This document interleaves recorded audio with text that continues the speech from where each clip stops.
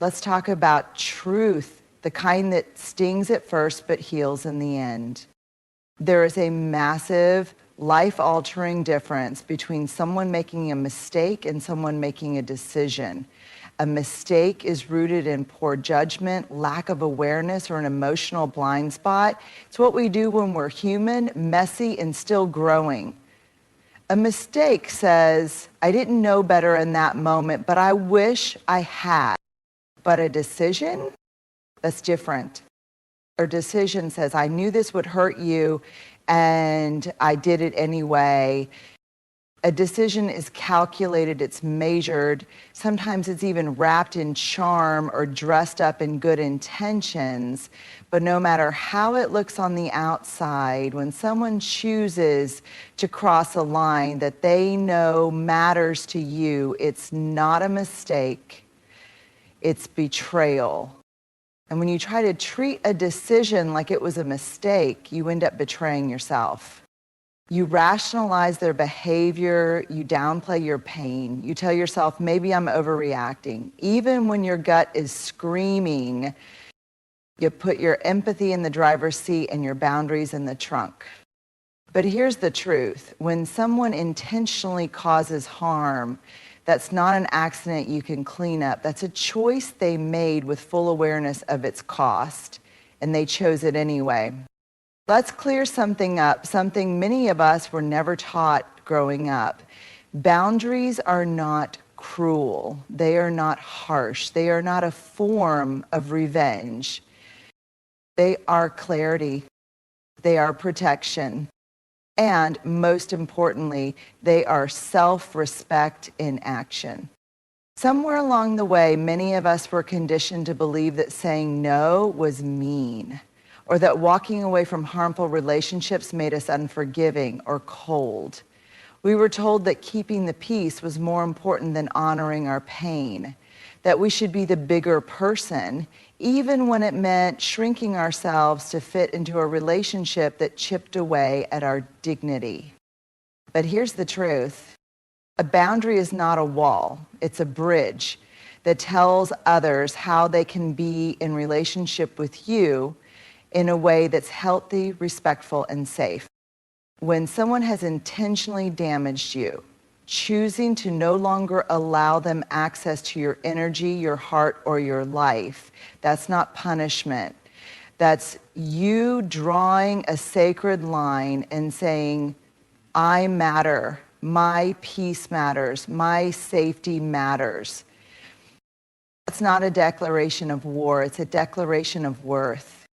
You are not obligated to make room for people who've repeatedly shown you that they don't know how to care for your heart. You don't owe continued access to someone simply because they're sorry or because they're persistent. Sorry doesn't rebuild trust. Sorry doesn't undo intentional harm. Sorry doesn't grant automatic re-entry. Boundaries can feel uncomfortable at first, especially if you've spent years confusing people-pleasing with kindness. But every time you say, this is not okay, or I will not allow this behavior in my life again, you are reinforcing a deeper truth. You are no longer abandoning yourself to keep someone else comfortable. And maybe they'll call you harsh. Maybe they'll say you're overreacting. Maybe they'll try to twist your boundary into evidence that you are the problem. But listen closely. Healthy people respect boundaries. Unsafe people are offended by them. So the next time you feel guilt creep in because you're drawing a line, remember this. You're not punishing them. You're protecting the version of you that finally realized she's worthy of more. And that's not selfish. That's sacred. Empathy is beautiful. It's powerful. It's one of the most courageous traits we can possess. The ability to step into someone else's shoes, to feel with them, to see the world through their pain. But let me say this clearly and without apology. Empathy should never come at the cost of your own well-being. Too often, we confuse empathy with obligation. We believe that because we understand someone, we have to excuse them. That if we can trace the roots of their behavior, childhood trauma, unhealed wounds, emotional immaturity, we are somehow required to remain available, compassionate, forgiving, even when their behavior is harming us. But here's the hard truth. You can understand why someone hurt you and still choose to walk away. You can say, I see your pain, but I will not let it bleed all over me. You can say, I have compassion for where you've been, but that doesn't mean I will allow you to trample over where I'm going. Empathy becomes dangerous when it turns into self-abandonment. When you silence your own needs in the name of being understanding, when you dismiss your hurt with they didn't mean to, even though they showed you they didn't care to stop, when you stay not because it's healthy, but because you feel guilty for leaving someone who's clearly still broken. But here's what I want you to hear deep in your bones. You are not responsible for healing people who continue to harm you. Empathy is a bridge to connection, not a contract for self-sacrifice. You can feel for someone and still protect yourself. You can love someone and still say, not like this. You can hope the best for them and still say from a distance, empathy doesn't mean you have to invite them back in. It doesn't mean you have to absorb the consequences of their choice. It doesn't mean your heart has to keep stretching until it snaps. And if you were taught that loving someone means enduring their pain at your own expense, let me gently and firmly tell you, that's not empathy. That's erasure. Real empathy includes you too. It's not only about honoring someone else's story, it's about honoring your own voice, your own needs, and your own emotional safety. So keep your heart soft, stay compassionate, but never again confuse empathy with a permission slip to betray yourself. The kind that isn't tidy or tied up with a bow, but the kind that doesn't lead back to the same person who hurt you. Forgiveness is not a reunion. It is not a second chance. It is not an invitation to return to what broke you. Forgiveness is a process of release, not return. It's you choosing to put down the weight of resentment so it no longer poisons your peace. It's you saying, I will not allow your choices to have power over my nervous system, my future, or my voice any longer. That we've been sold a dangerous lie, that forgiveness is only real if it ends in reconciliation, that if you've truly let go, you should also let them back in. But here's the truth. Forgiveness happens in your heart. Reconciliation happens in a relationship. And those are two entirely different things. One can happen without the other. In fact, sometimes it must. Forgiveness is a solo act. It's deeply internal. It's for you, not them. It doesn't require an apology. It doesn't require their presence. It doesn't even require that they've changed. Because sometimes the people who hurt you will never take responsibility. Sometimes they will rewrite the story to cast themselves as the victim. Sometimes they'll expect you to move on without ever doing the work of repair. And in those cases, forgiveness is not saying it's okay. Forgiveness is saying it's over. You don't get to hold space in my mind anymore. Letting go does not mean forgetting. It means remembering without reliving. It means you can tell the story of what happened without trembling, without rage, without needing them to feel what you felt. And sometimes the most powerful act of forgiveness is simply this: closing the door, locking it, and walking away with your head high. Reconciliation, on the other hand, is a joint effort. It requires remorse, repair, accountability, and change.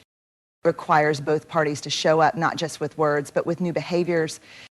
Without those things, reconciliation isn't healing. It's self-abandonment dressed up in spiritual language.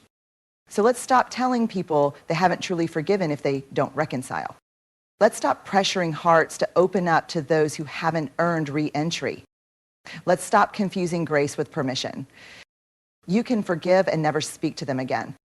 You can release the bitterness and still reinforce your boundaries. You can wish someone healing and still know they're not safe for you. Because forgiveness is not a bridge back to pain. It's the key that unlocks your own freedom.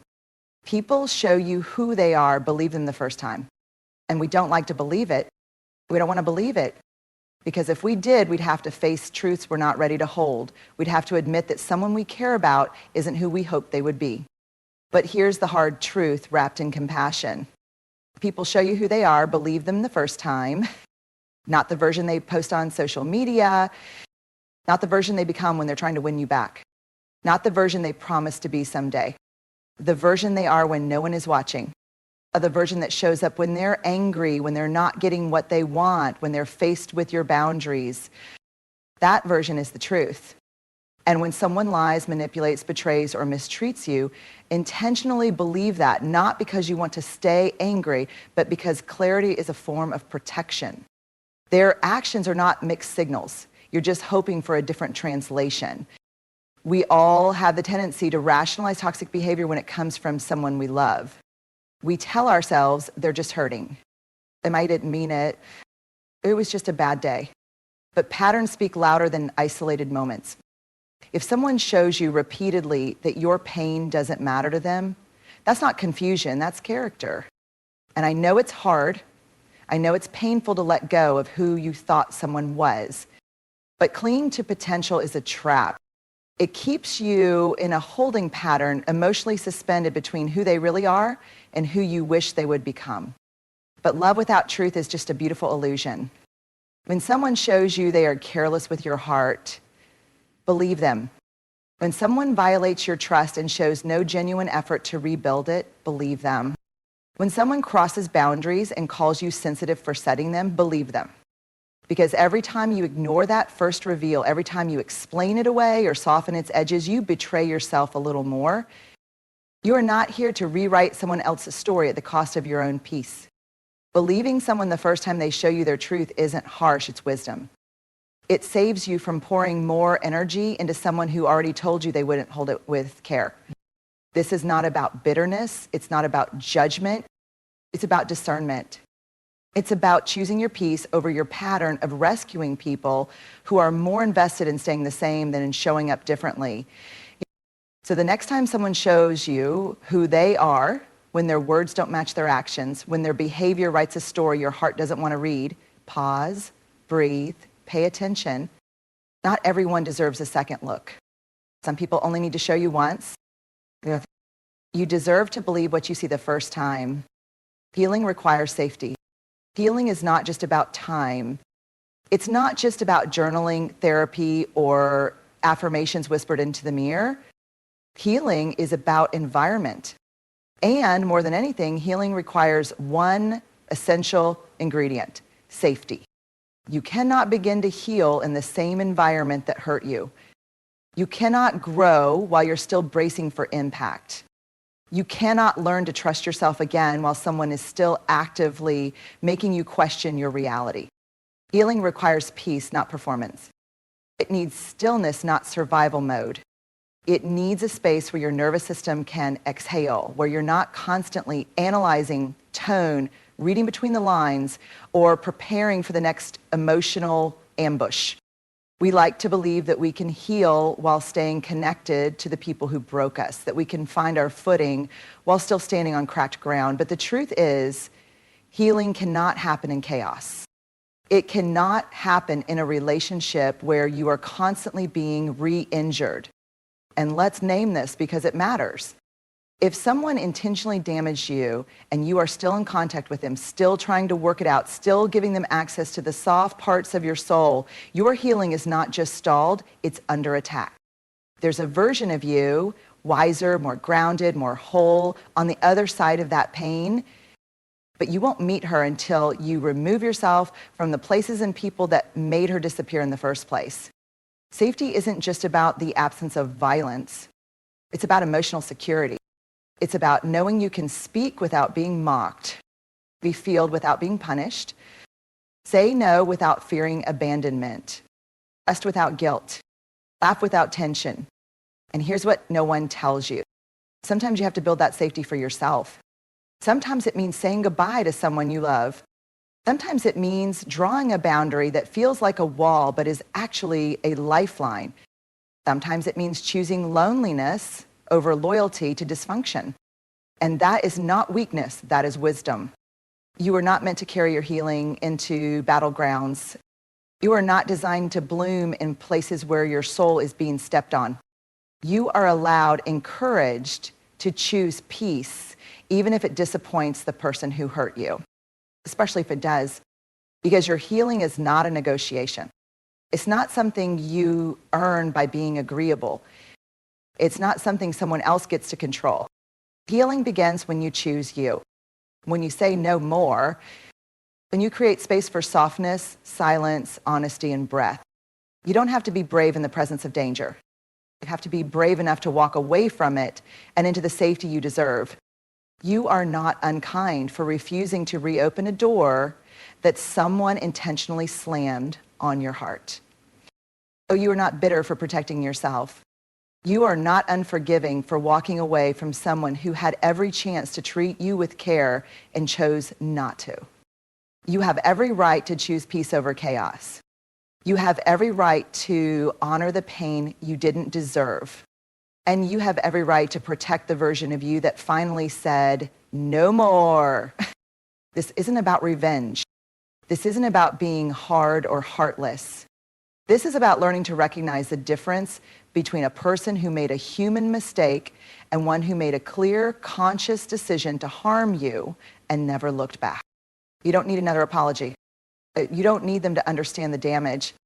You don't even need closure from their side. You are the closure. Every boundary you hold, every second chance you refuse, every quiet decision to heal in peace, that is your closure, that is your healing. So if you've been waiting for a sign to stop giving your heart back to people who keep dropping it, this is it. You deserve love that doesn't require you to shrink, to beg, or to bleed quietly. You deserve safety. You deserve freedom. You don't owe anyone a second chance to hurt you the same way twice. And maybe the most radical self-loving thing you can do is to believe them the first time. Forgive for your peace and never hand them the keys to your heart again. You are not wrong for closing the door. You are finally right where you need to be on your own side.